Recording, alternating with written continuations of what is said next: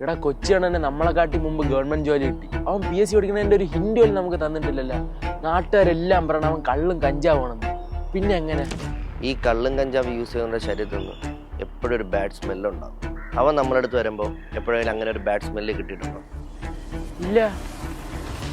അങ്ങനെയാണെങ്കിൽ അവൻ നാട്ടുകാരെ കൊണ്ട് പറയിച്ചതാണെങ്കിലോ?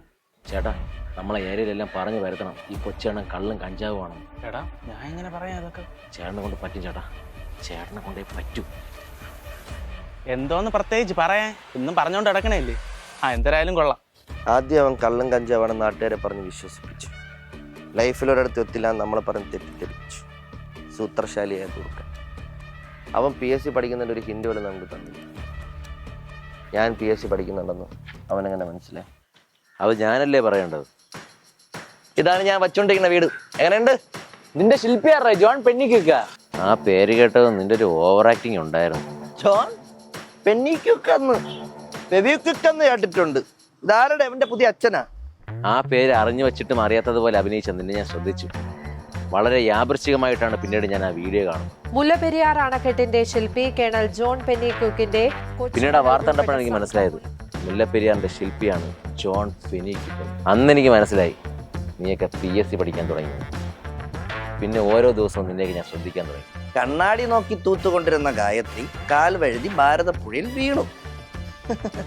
കാലുവഴി തോട്ടിൽ വീണെന്ന് പറഞ്ഞാൽ പോലും എനിക്കൊരു സംശയവും തോന്നൂലായിരുന്നു. പക്ഷെ നീ ഭാരതപ്പുഴ എന്ന് പറഞ്ഞപ്പോൾ ആ സെന്റൻസിൽ എന്തോ ഒളിഞ്ഞിരിപ്പണെന്ന് എനിക്ക് തോന്നി. വീട്ടിൽ നിന്ന് ഞാൻ അത് ഡീകോഡ് ചെയ്തപ്പോൾ എനിക്ക് മനസ്സിലായി നീ പറഞ്ഞ ആ സെന്റൻസിൽ ഭാരതപ്പുഴയുടെ പോഷകനില ഒളിച്ചിരിപ്പുണ്ടെന്ന്. 1 കണ്ണാടിപ്പുഴ, 2 തൂതപ്പുഴ, 3 ഗായത്രിപ്പുഴ, 4 കൽപ്പാത്തിപ്പുഴ. പിന്നെ നീ പറയുന്ന ഓരോ കാര്യങ്ങളും ഞാൻ സൂക്ഷ്മമായി നിരീക്ഷിക്കാൻ തുടങ്ങി. വളരെ വൈഫൈ പാസ്സാണെന്ന് പറ. I2 M11 D18. നീ ഒരു ഇന്റലിജന്റ് ആണെന്ന് എനിക്കറിയാം. അതുകൊണ്ട് തന്നെ നിന്റെ ആ പാസ്വേഡിൽ ഒരു PSC ക്വസ്റ്റ്യൻ ആൻസർ ഒളിഞ്ഞിരിപ്പുണ്ടെന്ന് എനിക്ക് ഉറപ്പായിരുന്നു. വളരെ കഷ്ടപ്പെട്ട് ഉറക്കമൊഴിച്ചിരുന്ന് ഞാൻ ആ പാസ്വേഡ് ക്രാക്ക് ചെയ്തു. അപ്പോഴാണ് ഞെട്ടിക്കുന്ന സത്യം ഞാൻ മനസ്സിലാക്കിയത്.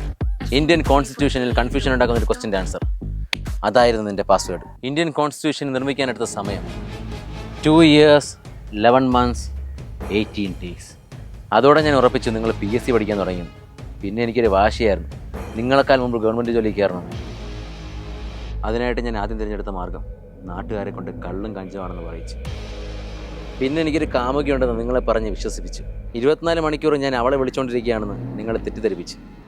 ആ സമയം ഞാൻ ഹെഡ്സെറ്റും വെച്ച് ഓൺലൈനായിട്ട് PSC പഠിക്കുകയായിരുന്നു. എന്നെ അറിയാവുന്നവരോട് ഞാൻ എപ്പോഴും പറയാറുണ്ട്, work hard in silence, let your success B the noise.